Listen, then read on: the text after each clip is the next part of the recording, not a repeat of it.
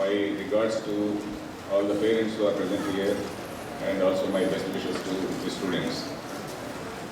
It was a nice experience to see the young boys and girls singing or reciting so many prayers. They practically recited all the 4 Shanti mantras from the 4 Vedas. They recited some bhajans, they recited several shlokas, they also recited some subhashitas from valedictory. It was very nice to see that in a span of 1 month, so many young kids have been transformed. Or where the actual word given by the ashram is samskara. The very word samskara means refinement.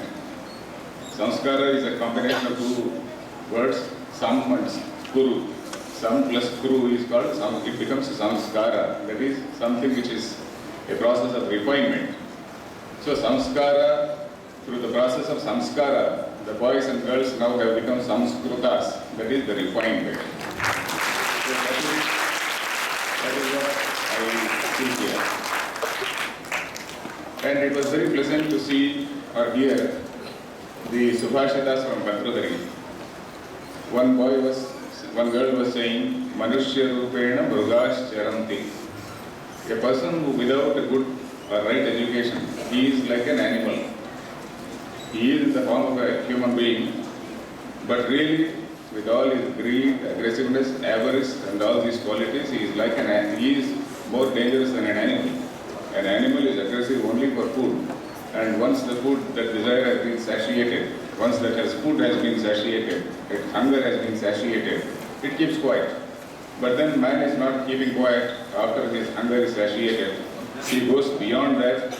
He wants to acquire for his children, his grandchildren, and for 7 generations. So this is a more dangerous animal, and that is what the Subhashita says, Manushya Rupena Mrugas Charanti. And the purpose of education is basically to tell what is good and what is bad, and that is at least what our tradition says, and that is what Sri Vivekananda says. Vivekananda is an epitome of our entire civilization. In fact, if we take thousands of years of our Indian civilization, we do not know when the Upanishads were actually written. But after that, one very great person who had a tremendous impact on the society was Buddha. And subsequently, another great man came on the Indian scene. He was Shankara. And after a very, very long gap, it was Ramakrishna and Vivekananda who had such a great impact on the society. And these are the people who are actually the guiding spirits for all other Swamijis, for all various other schools which are now going around and then which are present all over the world, I can say. So the purpose of education is basically to know, to teach the young child what is right and what is wrong. If we don't teach, what will happen? In fact, the purpose is right from childhood. The first teacher is the parent. The parent is supposed to tell a boy or a girl the right values. Like the parent has to call the child every day, every evening. He should not bribe him by giving some chocolates, and he should not bribe him by taking some to the choicest hotel, the 5-star hotel or anything. But he should call him, show some love and affection, read out stories from Ramayana, read out stories from Mahabharata, read out some shlokas, some poems, Sumati Shatakam or Vemala Shatakam and all these books which we have, so many books we have. All these things, it has to be done. Then again in the teacher is the next person who inculcates or instills some values or the idea of good and bad in the child. Once a boy comes from home to the school, it is the teacher who is supposed to take responsibility for his good behavior. It is he who is supposed to teach him what is right and what is wrong. Thereafter, in the society, first we saw an institution called family. The second, an institution called an educational institution or a school. The third is the society. In society, we find so many eminent people in society whom we usually imitate. We acquire our behavior by watching the elders in society, by watching the leaders of the society, by watching the opinion makers in the society, And if we don't have the right type of teachers, right type of leaders, and right type of opinion makers in society, we only acquire bad values from them. And I doubt whether we have such eminent people in the society. Very, very few people may be there, just to be counted on fingers, somebody like Anna Hazare or something like that. If we take the entire country of 1 billion, we will not get half of it. So that should not be the situation. So once these systems function properly, a person, a child grows into a good human being.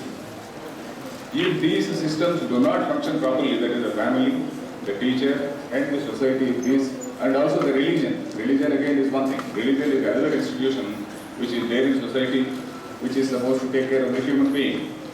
And then ultimately, if religion is only interested in rituals, religion is only interested in just putting some shatagopam on your head and then taking away some dakshina and whatnot, and then asking you to perform some yajna or ritual, and it does not tell you what is right and what is wrong, then that also is gone.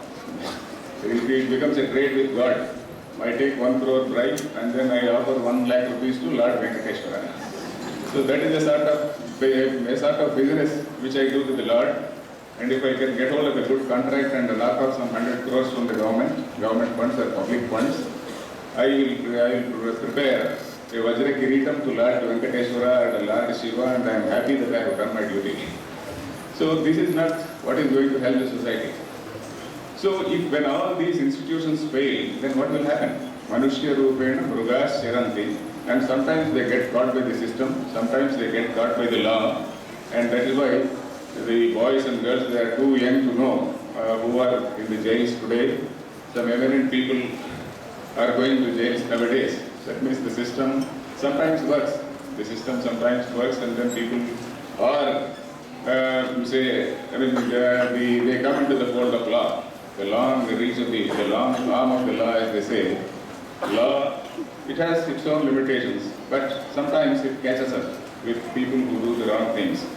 So the ultimate summary of this entire what I am saying is that it is very, very important for the teacher and also for the parent to tell a child or to teach right values to the child in order to make him into a good human being, a human being who will integrate with the society, who will be a positive force in the society.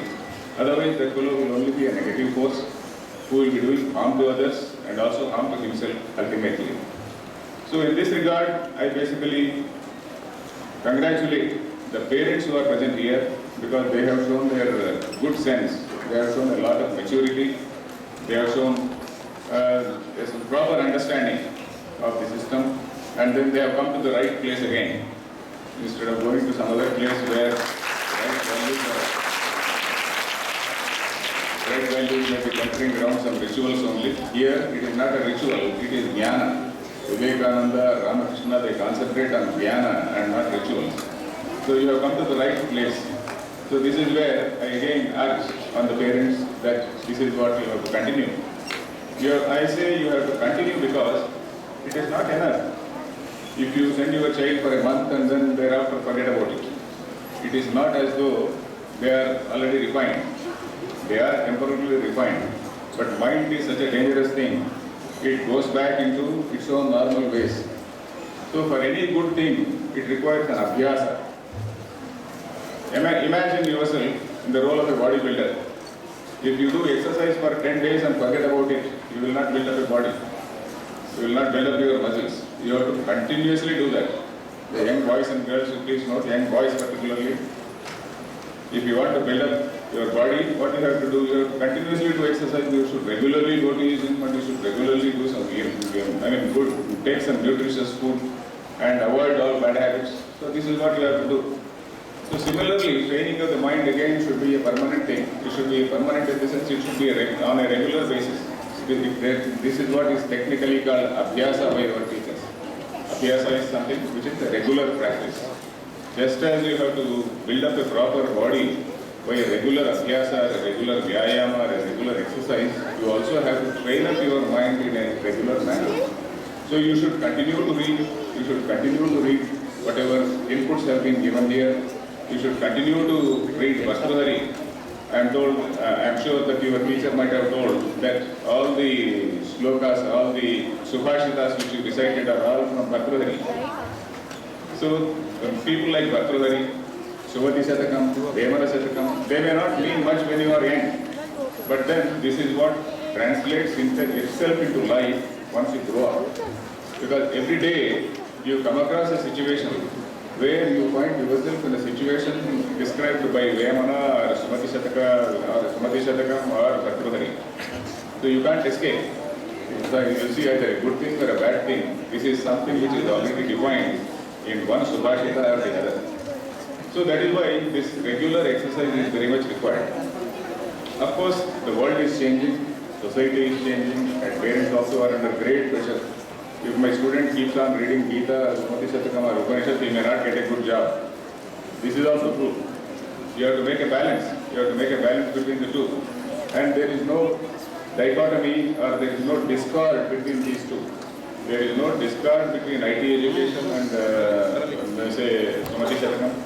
There is no discord between say some other mechanical engineering or some other engineering and Bhartrihari. In fact, there is a more harmony. There is actually more harmony.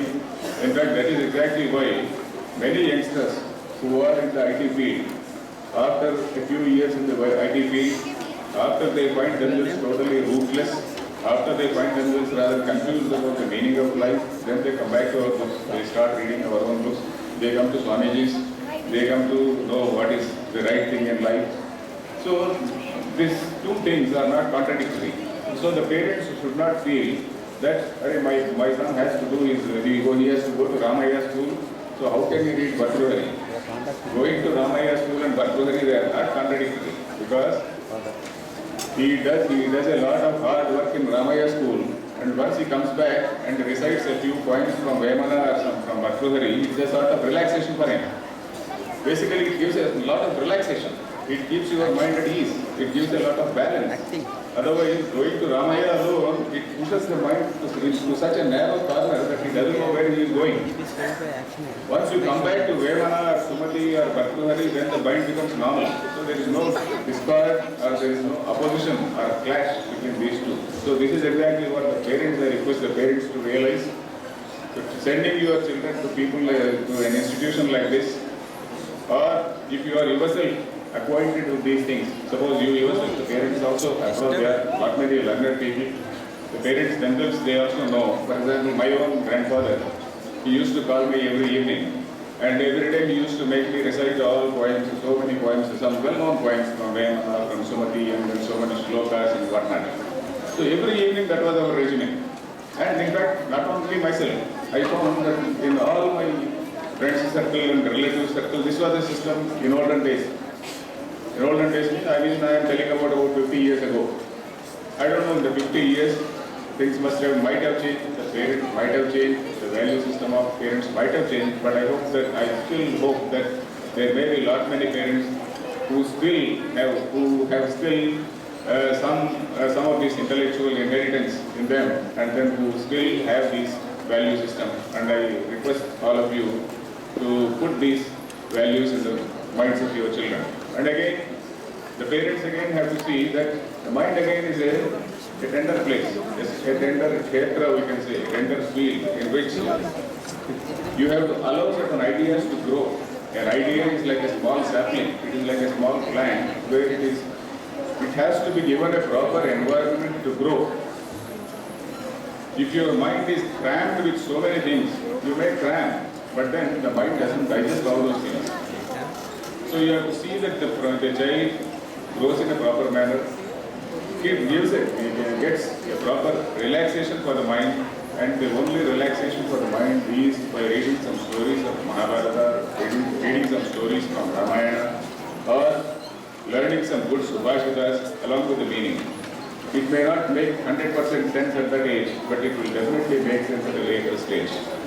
So with these words, I really compliment, as a citizen of society, as a citizen of this society, I feel really grateful to the institution called Ramakrishna Math for inculcating such great human values among the people, and then spreading our knowledge among so many people.